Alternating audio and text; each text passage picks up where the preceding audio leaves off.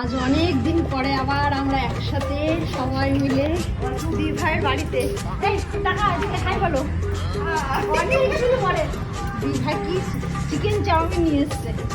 আমরা ভালোবাসি chicken chowmein, তাই দুজনা মিলে একটু আড্ডা দিতেও খাবো। দুজনা নয়, আরেকজন আছে কিন্তু ও বেচারি খাবে না, ও বেচারি অসুস্থ,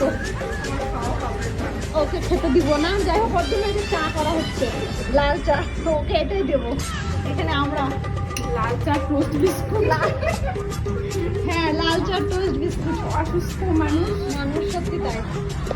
চলো একটু চাউমিন খাই, চলো এখন একটু চাউমিন খাই, চিকেন চাউমিন।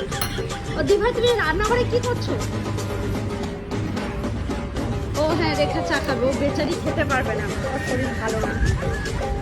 আমরা খাই, দেখায় ওকে, দেখা খাই। কি করবো, দি ভাই নিয়ে এসে না খেলে হয় নাকি? তাই